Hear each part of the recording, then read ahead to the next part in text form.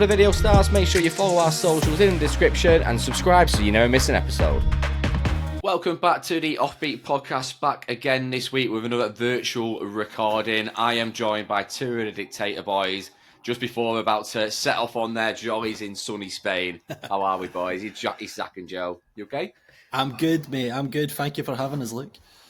It's a thank you very much. Pleasure. I mean, I was saying just before we started recording, it's nice shifting to virtual because it means I don't only have to interview Manchester bands anymore. I can actually move up because are you both from West Lothian? Is that right? Yes. Yeah. A little bit. You're sort of in the middle ground, aren't you? Between Glasgow and Edinburgh. Best of both or worst of both? Depends which way you look at it. Depends which way. I'm presuming, Zach, because you were saying before about most of you are sort of Celtic boys. Are you more? Do you see yourself drawn towards Glasgow rather than Edinburgh? Is that how you see yourself as a band? Oh, that's a good question. I actually kind of see us as an Edinburgh band because that's kind of where we cut our teeth. Nice. And like Sneaky Pete's, the venue in Edinburgh is like a legendary venue, and I always kind of feel like that's our base. Even though we've definitely got more fans in Glasgow for sure, and Glasgow music scene as a whole is definitely much more exciting. But I don't know. I kind of view ourselves more drawn to Edinburgh actually, which could be controversial. I don't know, man. Nice. I mean, you've kind of got the best of both worlds being in between two major cities as well, because it's a struggle with Scotland, isn't it, Joe? Because if you're not from sort of like the major cities, quite hard to get gigs. It's not like England where if you're based in the countryside in the north of England, you've got Liverpool, you've got Manchester, you've got Newcastle within sort of like 2 hours. Whereas in Scotland, you're a little bit sort of few and far between, aren't you, in regards to like good venues? Aye, well, even like Glasgow's got a great music scene. We're only like 45 minutes away, but we're no a Glasgow band. So you've got that scene there, but you didn't really feel part of it. Although you get there eventually, but I mean it's one of those things where you don't really want to be tied down to any specific. I mean it's one of them. I mean me saying I'm a Glasgow band would be like saying like I'm coming out of Glasgow would be a total lie because I go to Glasgow like 2 times a month if that. So it's no, I was just going to say I don't even really see us like as any regional band. I don't even really see us as like a Scottish band particularly. We I'd probably say the bulk of our fan base is in England, which but like they're kind of scattered all around England. Do you know what I mean? So like I don't know what I say rather go to England, but like we kind of need to be going to England to see our fan base. But it's really difficult because it's like probably the closest English city is Newcastle, and that's nearly 3 hours away still. And then to get to Manchester and Liverpool and then obviously all the way down to London, it's like for a lot of English-based bands, they can kind of bounce around all the cities quite easily, but for us, it's like a trek wherever we go, man. I think that's a benefit with you being partnered with This Feeling as well, because people like This Feeling, they give you the ability to make ties in different cities. Like I'm sure you've probably got fans down south, haven't you? Like Bristol, Bournemouth, Southampton. Mm-hmm. It's quite hard for you to get there, and having a fan base there must be quite crazy. So, sort of having them partnerships must be like great for you to sort of explore and get all these new cities under your belt as well. It definitely is. What I'd say with This Feeling as well is it's the community that they foster. So it's great to be exposed to fans from different parts of the country, but it's actually really great to build relationships with other bands and artists from different parts of the country as well. Like some of our friends, like we've probably got more artistic friends sort of based in Manchester than we do in Glasgow, sort of thing. It's kind of mad. It's kind of it's a great community. I had the same story as well. So I interviewed Spangled Boys, who are also This Feeling band. Yeah, and they were telling me all about sort of like the Isle of Wight and. Oh, they're great lads. They were with me for about 3 hours, no joke. And it was just, they brought in with a 4-pack of beer and was like, you all right if we drink? I was like, fantastic, here, we're in. But they were talking about sort of like the Isle of Wight sort of festival community that This Feeling have obviously created from there. And you boys, Joe, you played there, didn't you, this summer? Is that right? Aye, that's right. This summer we played Isle of Wight. So what was it like sort of being in that sort of community? Because there's about 10, 15 bands on a day. I mean, it's pretty cool. I mean, Zach can speak to folk a lot easier than what I can, so like there's loads of guys there and all different bands. You look, if someone's carrying a guitar, you're like, oh, I'll go and make pals with them or something. But I find that, I mean, it is quite a cool community if you're brave enough to talk to anybody. This is really hard for me, by the way. I think the thing is, I do a lot of the social media stuff for the band, so you kind of build relationships with these bands before you actually meet them in person. So like I've maybe exchanged DMs and some banter like on socials and stuff like that. So when I get to meet them in person, it's much easier for me to be like, oh right, it's nice to finally meet you, sort of thing. Like we've spoke about this or we spoke about that. But the Isle of Wight thing. Isle of Wight's chaos, man. It's absolutely bonkers. That we were only there, but again, just because of the distance that we had to travel, we ended up only being at the festival for about 6 hours. But that full 6 hours was just absolute mayhem. It was so much fun. The backstage of that particular tent as well was just like so much going on. We brought a football, so everyone ended up having a good kick about and all of that. Fantastic! That's how you make friends. Bring a footy, you get a five-a-side going, and everyone's your mate. Genuinely, man. So it was class, and everyone was super friendly and super like Joe's saying that he's not that great with approaching people, but a lot of people are really good with also approaching you because everyone just wants to have a good time and support each other, and that's exactly what happened. Of course, yeah, you're all there for a festival, you're all there to have a good time and sort of make connections and play a massive stage as well. It is great. Now, I wanted to, obviously, we have got Elephant in the Room. You have got your new single out right now. So it came out on Friday, didn't it? The 25th. Yes. So it has been out for a couple of days now, and it is HL7, isn't it? First of the new EP, is that right? So this will be the first of the new EP. It's slightly different direction for us. I think folk that have followed us have maybe seen us going down this lane, and something a bit different, something a bit more exciting, I would say. Great fun making it. I hope you all listen. I've already had the privilege of being able to listen to it. Obviously, we are filming this pre-release date, and it's funky. That's the word I'm going to go for it. It sounds like one of them songs. You know, when you're walking past the festival stage and they're in a tent and you're walking past and you don't really know a band and you hear it in earshot and you're like, and you get drawn towards it. That is a vibe that I thought you were going for. Like, I really like sort of the melodies. It's Michael's the lead singer, isn't he? Is that right? Yes. Is he also the main songwriter as well? He is, yes. Yeah, really. The chorus is catchy, and I mean, I also love that you've done a song dedicated to a certain footballer as well, which I find fascinating. So, do you know how that came about? As I put a tweet out just saying, because I think like loads of people were doing football-related songs anyway, and I was like, oh, give us 100 likes or 100 retweets, and we'll write a song called Henrik Larsson. And I ended up with like 400 or something like that. So we were like, right, cool. Let's just use that as the premise of the song. Now, the song, sonically, I definitely think it's what we think Henrik Larsson's sounds like. Just really cool, really relaxed, a bit of a swagger. But lyrically, it ended up not really being anything to do with Henrik Larsson. Yeah. So that's why we kept, like, we still wanted it to reference him, because obviously to us he's a really important footballer, but that's why we decided to change it to HL7 instead of Henrik Larsson. Yeah, I think it works well as well for you as well, especially when you're branding the song. Definitely was better. So how does the creative process work, Joe? Do you sort of have the lyrics come to you first and then the band will make the song around the lyrics? Do you already have the song basically produced and then the lyrics go on top of it? How does the creative process work? Pretty much it's the song will be down first, and then the music will be down first, and then the lyrics.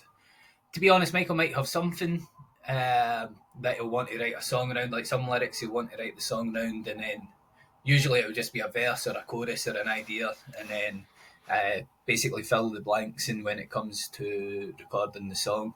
Now the way we've kind of landed on making a song is Michael will have the backbone plus maybe like the shoulders as well, maybe some arms, and it is almost there already, so we can hear what he's going for. And then the legs just come in at the end. We add on the legs. I'm left leg, Zach's right, and then Alan comes and puts the feet to hold us up, to balance us up. But I like the stuff we do because I mean you'll hear it when the song comes out. And to be honest, you'll hear it with our older songs as well. We put in a lot of different synths and samples and different tracks. So Michael just puts all these things together. We try and figure out what's meant to be the verse, what's meant to be the chorus. Then when we take it in, we can all put our own parts on it, strip some bits away, add some bits in. So that's pretty much the songwriting process for the last good few songs. Anyway. I also like as well that you don't have a genre. Like I've obviously listened to your back catalogue, and I was having a listen. I was like, I don't know how I'm going to put you in a genre because you kind of like. I think your closest is probably like indie electro pop, aren't you? Really, but then you've got hip hop beats coming through the middle of it, and I'm like, a bit like. But does that mean that you were able to sort of be like a band like Spangled, for example, we've mentioned, where you kind of are not tied to one sort of genre? You could do sort of whatever you want creatively. I think at least with our current fan base, they kind of know to not expect anything from us, or expect anything from us, I should say. And it gives us a certain element of creative freedom, which is really lovely. I think when we started this band, we all came from a very like indie guitar based background, so that will kind of always be like our core of the band. But as the years have progressed, I think our hip hop influences specifically have really started to seep in, and you'll hear it with this EP, and even further down the line, you're going to hear it a lot more and a lot stronger probably. I think we're really starting to really discover our sound, as I hate saying stuff like that, but genuinely like sort of guitars with sampled bass drums and a lot of like sort of mid-tempo stuff with a good bit of groove and swagger to it is kind of where we seem to be settling in. So it is hard to put a tagline to it, but I would just say that an indie core bass but with pretty heavy hip-hop influences these days. I like to use Kasabian's first album as a reference because I think that like they really lean into that trip hop, hip hop, electronica stuff a lot in that first album, and that we take great inspiration from that. I was even going to reference as well, like if you look at Kasabian's last album, like I think that's probably the most unique piece of sound they've ever created, and a band obviously very simple, local to you, the Snuts as well. Their latest album as well, they've just gone completely off track and off piece, like. They've even said in interviews that they don't even like playing classical anymore because they feel like it's too sort of indie, well, just centric indie pop now. It's not them anymore. So it's one of them where your sound will evolve sort of and grow as you do, especially as you're moving on. I mean, it's like when you listen to Cortinas, they can't sing about being 16 getting wasted in a park anymore, can they? When they're in five-star all inclusive, five-star hotels, like waiting to play in the festivals. Yeah. Now, I wanted to talk a little bit about sort of like the whole EP as well. So obviously this is song 1 of the EP. There is it 4 that's billed for it? Is that right, Joe? 4? What 4 songs? There's 4 tracks on the EP. Have you heard the EP, Joe? I play on most of it. I was going to say it's great, Joe, because if you've not heard the EP and you created it and I've heard it, then that's even better. Listen, see, I would have prepared for this, but I'm just out the shower. And I'm rushing about. I think I've got all my stuff back about Spain. And then, exactly. Let me know about this about 20 to 11. And I was like, you know, these are always the best podcasts, though. These are always the best. As you spring it in on someone, then you get the real band. That's what everybody wants to see. 4 songs. Yes. I love this. 4 songs, no more, no less. So, are you planning to release it sort of over the New Year period? Is that sort of the time frame you're looking at?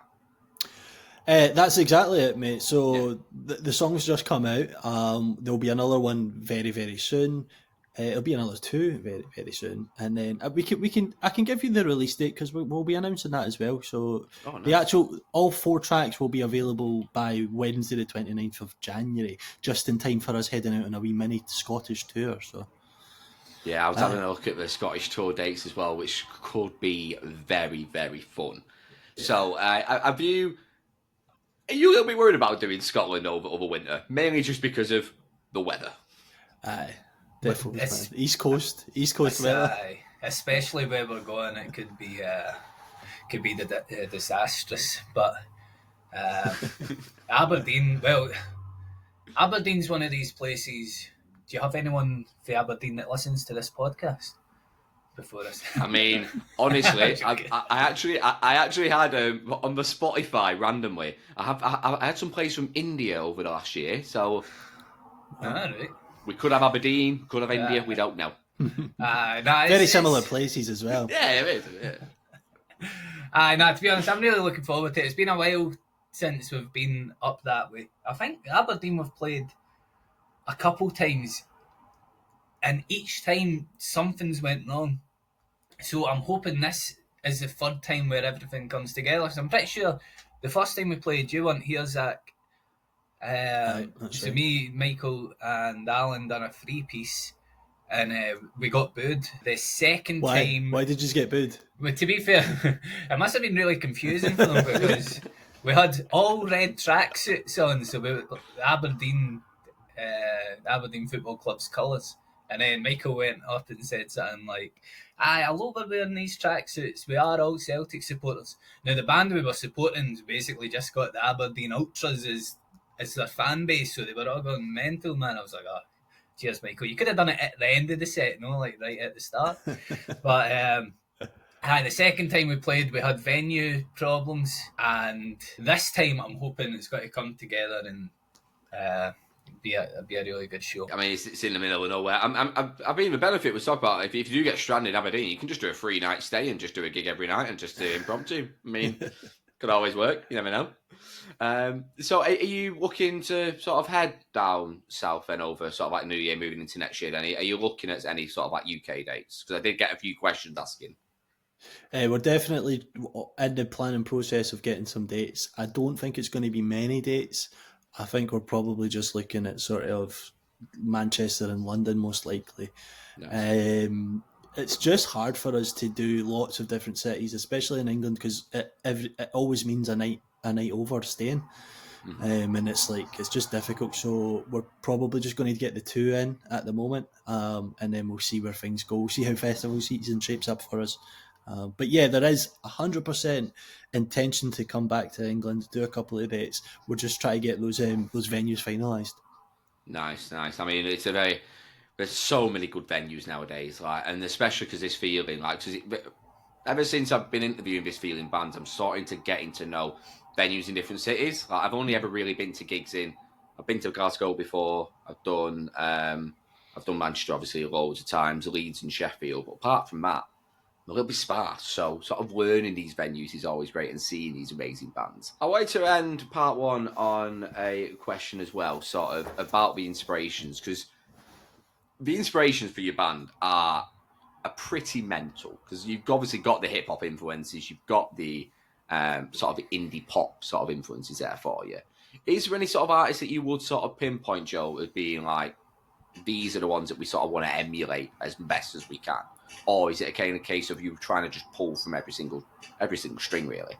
Pretty much it does. It changes. Like, there's a lot of bands that like Zach could listen to that I've never heard of before, and he'll put that forward for a sort of like, this is like a reference. Reference tracks. So it's stuff that comes from all over, and luckily we've worked with some really good producers as well that put their own spins on it. Changes our outlook on how the next song should sound. So it's just somebody, like anybody just shouting out ideas can totally change it, whether it's a band that's set you off that way, it could be someone thinking, that might sound good, and then it takes you maybe further away from what the reference was, or who knows. But it's one of those things where we're very, very open when it comes to actually like making the songs. So it's to say one band is wouldn't even slightly cover it. It'd be a lie, wouldn't it, technically? So on your sort of like, Zach, on your studio days though, for example, do you spend a lot of the time of it sort of playing songs for each other to sort of get influences, or is it mainly just sort of like playing the song? Do you have like group chats where you share sort of different songs with each other? How does it sort of work? Yeah, well, sometimes we'll put like a Spotify playlist together of just like, right, this particular song, we kind of want it to sound like Beck or Cage the Elephant or Gorillaz or somebody like that. and then we'll just sort of bounce them all between each other. Some songs we absolutely just go in totally blind and just see where the inspiration takes us as well. And then if nothing's really happening, then we'll maybe say, "Oh, look, have a listen to this track." That kind of the vibe that we're going for. Every studio day is different as well. So like you never really know. Like I was in recently just by myself, and my inspirations went from a group called Godspeed You, Black Emperor, which is like a really like heavy post-rock type of band, to then Portishead, like for the other track that I was doing that day. So it's just like, we obviously draw. It's quite blatantly that we draw from a lot of different inspirations, but we try and just share music with each other because that's what we all love, don't we? So we all love listening to it. We all love discovering new stuff. Spotify playlists to answer shortly. Yeah, definitely. So I was having this conversation actually with a few people I know recently, because I'm a big fan of, if I go to a gig, I want to see, if not every band on the lineup, at least I'm only missing one, which is the opener if I'm in work, for example, and I have to miss it. And people just find that alien, that they will only go and see bands who they know the songs of, and I'm a bit like, what's the point in that? You'll never learn anything new. Yeah, like, especially because obviously now you've done this feeling, you've probably seen 50, like you probably saw like 5-6 bands on that day alone that you've probably never seen or really know of before. So do you find yourself going out to these new music nights quite frequently, or sort of listening to different tracks, or do you sort of rely on sort of like the influences of the rest of the people in the band? It's much harder to get out to go as many shows nowadays, because usually the ones that we would like to go to, we've been lucky enough to get to play. Like I say, up here there is not as much as what you would get you get down south.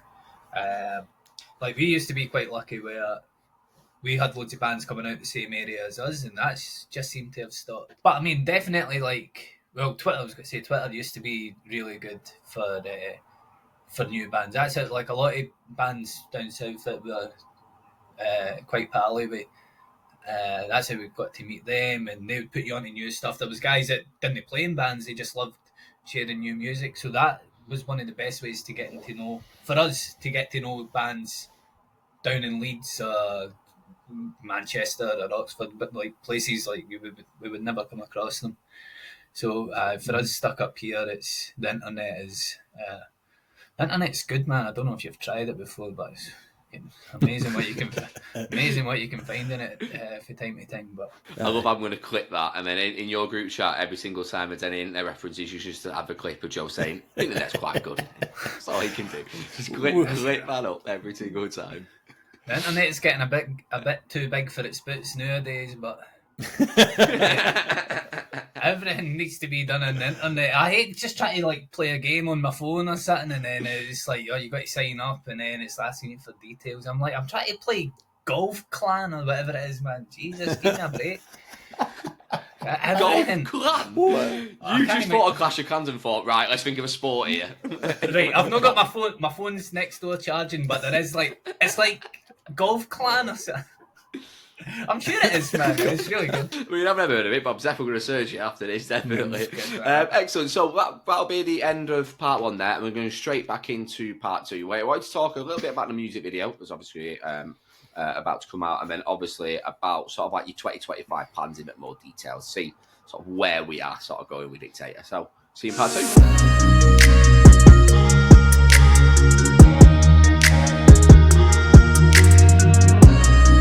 Part two, and we are back. If this is your first time listening or watching the Offbeat podcast, please do check out my past content. I've done many reviews with many bands, sports stars, you name it, I've probably done it, as well as checking out my gig reviews as well, all available on YouTube and Spotify.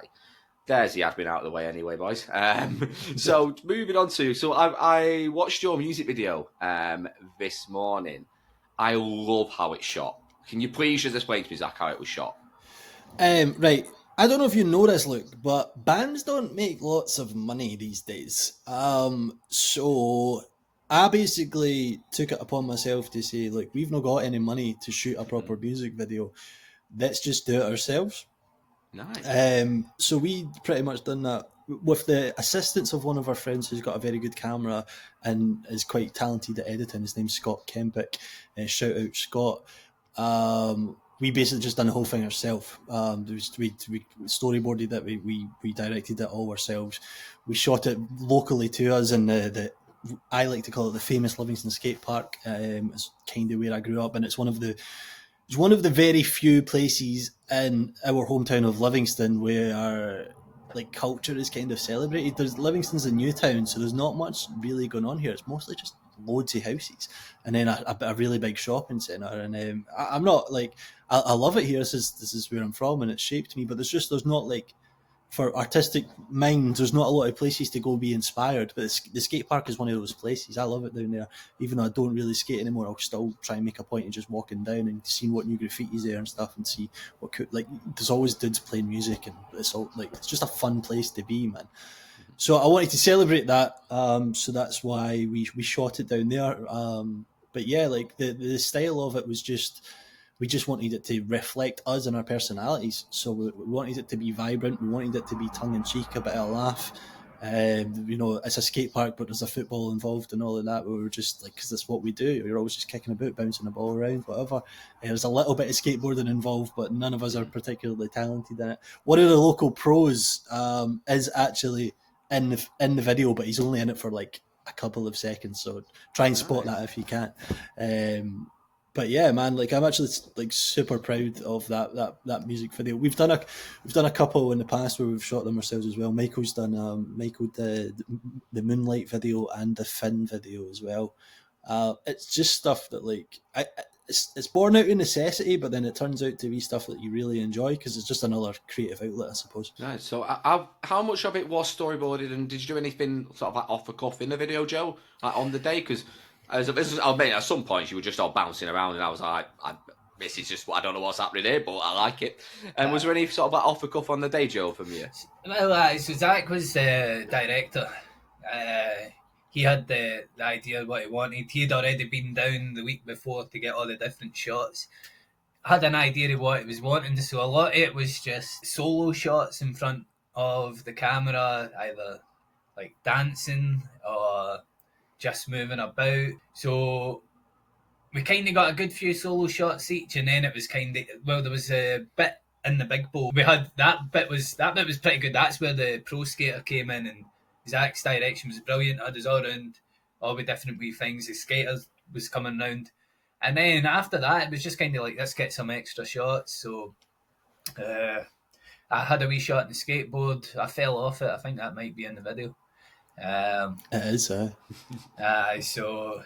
and the thing is, so I spent quite a good few days down the skatey as well, and it was great fun. It was great to be back, and I think you can see a inner skater child come out in the video. Just start to grow and grow, don't you? And you're like, oh, I feel like a child again. So, how did the band actually originally meet then? Are you all sort of like childhood friends? Are you because obviously from similar place, are you all sort of grow up together? How did you sort of come together then? We went to the same school, but myself and Alan are a couple of years older than Joe and Michael, and we were in a band first, sort of thing, and they used to come and see us. They would come and like support us and all that.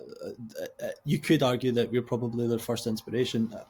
It's not my words, I never say that. But yeah, they used to come and see us, and then they boys started their own band, and then we started like doing gigs together, like as separate entities, and just like being a part of the local music scene. So even though we all went to the same school from the same area, we never really got to know each other until we all started playing in bands and playing in the same circuit and getting to know each other that way.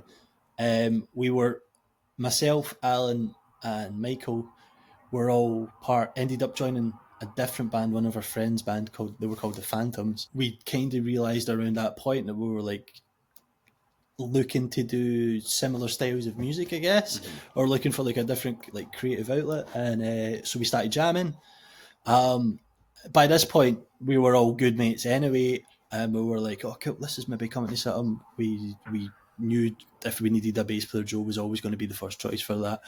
Invited Joe in, and then that was just kind of it. But it's funny because it was just a jam group. That's all it was. It was just like meet up one night a week, jam around, make some tunes, see what happens. But it's just so happened that people kind of liked what we were doing, and then the ambition kind of grew from there. And we were like, okay, well, let's just run with it and see where this can kind of take us. And thankfully, it's taken us about quite a lot of different places now, man. Oh yeah, quite a lot of different places. I mean, we alluded to it there, but you're about to fly out, aren't you, to do like an international gig? So I'll go into like Spain and stuff. So you are playing over there in Spain, aren't you? Yeah, you've got two slots at this festival. How does that come about? I am the world's biggest blagger, my man. And well played. This is what I like. I love a good flag. I work in sales, you see, so love a good flag. I just make stuff up and convince people that we're really good and they believe me, and then we turn up and they're like, oh, maybe we shouldn't have booked them. I don't know. So it's actually, shout out the SAMAs, which is the Scottish Alternative Music Awards. So they nominated us and we ended up winning. They're one of their awards back in 2022 now, I think it was. Might have been before that, actually. 21. Was it 21? So it was just the best rock alternative band of that year, and it was like such an accolade for us to kind of get recognised by our local scene like that. But anyway, they are like a partner of this festival out in Spain, nice. And it was simply just a case of like, if there's any artists that want to be involved as like their showcase artist, just send them some stuff and see if they were up for it. So I knew, of course, everyone would want to go to Spain. Why would we not want to go to Spain? We've never played out with the UK. Well, we've played Dublin before, so otherwise we've never played out with the UK, but we've certainly never played out in like the mainland Europe or anything like that. So I was like, I'll give it a bash. And lo and behold, it like Samas, we obviously knew already liked us, but the festival organisers from Spain also really liked us, and they decided to take a punt, and they've extended the invitation and asked us to come and play an acoustic slot and a main band slot. So, it'll be fun, man. It'll be class. Bit of vitamin D in the middle of October. It's going to be great. It's going to be great. But I mean, for four Scottish lads to get a bit of vitamin D, I mean, you're going to come back sort of like Red Raw. I know. Prior today, Joe was doing his little moisturising routine, so gonna have to definitely be putting your sun cream on, aren't you, Joe? Oh man, oh god, I don't take any chances with that sun. Like, I'm a burner. Like, I used to, when I was younger, I was great in the sun. Like, I would be fine, man. But now I'm just like, I'll go like burnt, crispy, flaky, and then I'll get a tan. And you know what? The tan's no worth going through all of that before, so I'll just cover myself, man. I'll wear like a jumper, a pair of jeans on. If you're wearing a woolly jumper and a pair of jeans over in Spain, that's going to be great, especially when you pass out on stage. You'll be like when you fell off a skateboard in the music video. No, I love it. I love the sun. I'm just back from Spain, really. I got back. I was there last month, so... what can I say? It's just the norm for me. Like Jose. Certified Spaniard now, mate. Get your passport, mate. You're already there. How does it work with sort of like doing your set list for? Because obviously this is your first time playing in a different country, like, well, as in like on mainland Europe.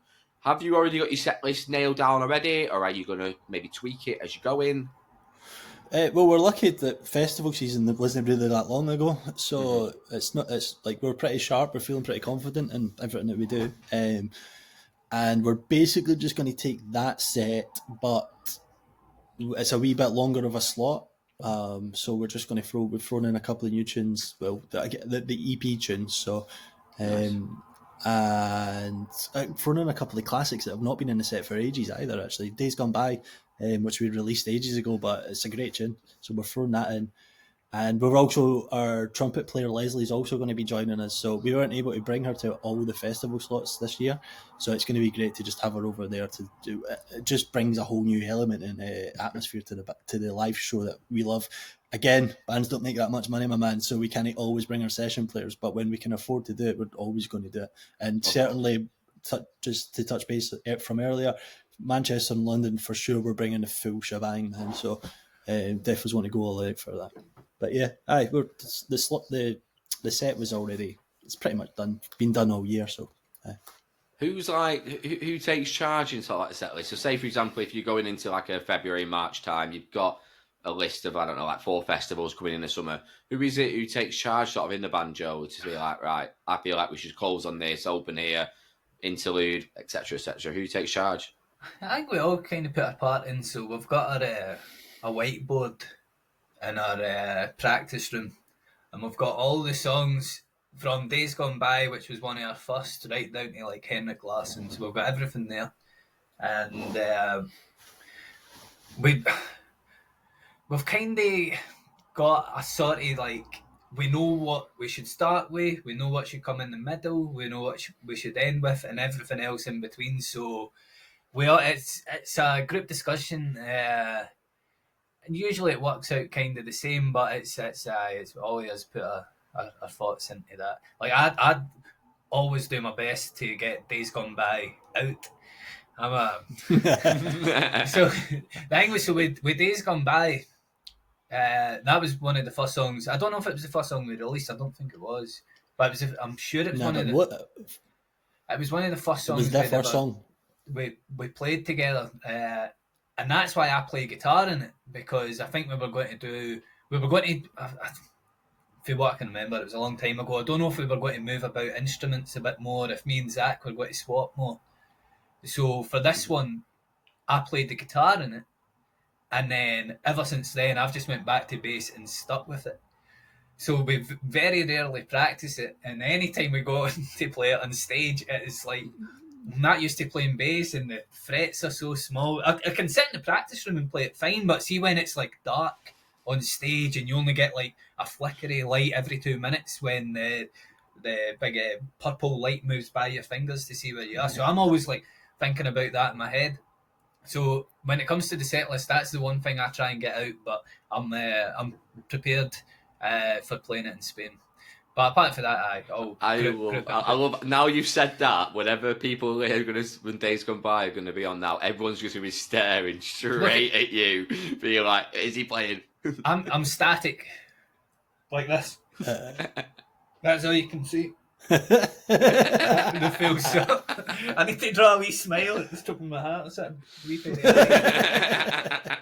I don't. But I'm going to go for it in Spain, man. I'm going to go for it. Oh, I love that. So I wanted to move a little bit as well as that, because I remember you mentioned to me at the start that you do sort of like the majority of the socials. Now, obviously within the music sort of scene now, you've got like TikTok absolutely blowing up, like the guest list, the band near me. Really young lads, I think they're only like 18, 19, and they're absolutely huge on TikTok. Oh, are they? I've seen their name floating around recently. I think they're supporting some of our mates' bands. I can't remember what lineup, so I've definitely seen their name getting thrown around quite a lot recently. I'm not on TikTok though. I don't do TikTok. Not for any just because I can't be bothered with it, to be honest. That's more than anything. I'm like, I do enough on Twitter and Instagram and all that. I'm like, I'm not taking over another social. So I didn't see what they're up to, but yeah. It's one of them. It's such a weird sort of, because I mean, one clip could just blow, and then you never look back at it. But it's same with Twitter now. Because are you going to be looking to sort of, how's your promotion going to be coming for your song? Are you going to be doing like little snippets, sort of like releasing the video as and when, or how's it looking? The video's coming out on the day that the song, so it's out essentially right now. If by the time people are watching this, the video will be released. That's coming out on the day of the song. But we got a lot of B-roll for that, because that video that day was so much fun. We weren't able to include everything in the actual music video, so there's going to be more snippets of B-roll and behind the scenes stuff from that. I think Joe's done like a full wee mini documentary of it, I believe. Am I right? Just a wee behind the scenes type things. It's funny because what you can see in the video with like Zach doing like cool moves up to the camera, I'm standing behind just filming. Cool's like a stretch, man. Well, with the fisheye lens, when you're going up, it looks cool, but I've got the real footage for the back for everybody to see. So I've got it's quite a long video, but I'll maybe like cut a bit out to put on TikTok, because to be honest, I completely forget about TikTok as well now. It's a big void there, and like you say, you can get lucky, but it's very hard. But with back to the promotional stuff, so we're doing we've done that video for that song. We are actually shooting. I think we're going to shoot something while we're over in Spain for one of the other songs.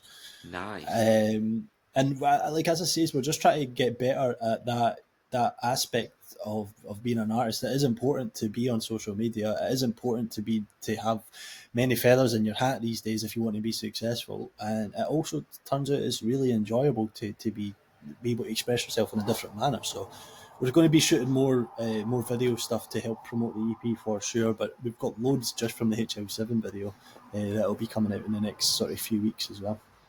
Class. I know it's ironic, but I'm not a big social media guy anyway, and I've got a podcast, and it's I just wish I was like, because there's some people who are just on it, like TikTok clip, that's TikTok clip, and even though my TikTok clips do well, it's just editing, it's long. I don't know. I know it's a long job process, but yeah, definitely push yourselves out there. Speaking of these social medias, where can we find you? The social handles? At Dictator Band on Instagram, at Dictator_band on Twitter, or X as people like to call it these days. We are on TikTok and it does get used. It's I believe it's at DikTok, DIKTOK, which is worth a follow just for that name. Come on, man. Of course. I put one up. What did you really? I forgot about that. It was a wee dig at, watch it after this. It's a wee dig at iTunes, man. Taking them on. Nah, I'm kidding on. It was not the actual like functions of iTunes. It was just because like I was waiting on it to load. But it turns out I just had to scroll down to see the sign on button. Didn't have 10 minutes. I'm like, come on, man. The wee thing's just like, do you know how the wee cartoon characters keep popping up? And it was like they were laughing at me. And it turns out I just had to scroll down to find the sign on button. But what else have we got?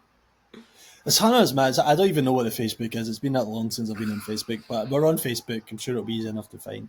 We run a Patreon page, which is actually like probably where we're most active these days because that's how we survive. Like we would not be going to Spain today, and the other stuff that we've got coming up. Even our album, we're recording an album right now, and the only reason we're able to do that is because of our Patreon page. So if you want like genuinely loads of like BTS content, loads of like we do lots of stuff. There's unreleased demos. We usually give everyone like a preview of what we're about to release before it goes actually live on Patreon. Nice. You can check us out on Patreon as well. That would be amazing if anyone liked us enough to go and actually subscribe to us. That would be really appreciated because it genuinely like it means so much to us for everyone that's up on that platform at the moment. And then we're also on Discord. Sorry, I was just going to say for Patreon, that's why I was trying to get on iTunes earlier. I was putting together a wee video for basically our last practice there on Tuesday, just packing up the stuff, some wee behind the scenes stuff that nobody else will ever see. It's always best. I mean, it's how you survive. And like patrons are great. I'm on a few patrons for your podcast as well. And at the end of the day, it lets you get to know the band a lot more, which is exactly what you want when you are following a band, especially from the start or joining them from now. Excellent, boys. Well, thank you very much for joining today. If this is your first time here, please do subscribe so you never miss an upload from myself. Check out the boys on their link to the new single is in the description. It is HL7, a tribute to our Henrik Larsson. I won't give him too much credit if he's a former United player, but make sure you do check out the boys on Spotify, head over to their Patreon, and most importantly, if you want to see anyone coming on to the podcast, please do give me suggestions, bands, artists, football players, boxers, WWE wrestlers, whatever you want. Let me know who you want to see on this podcast. But boys, thank you very much for joining me today. Thank you for having us, my man. Much appreciated.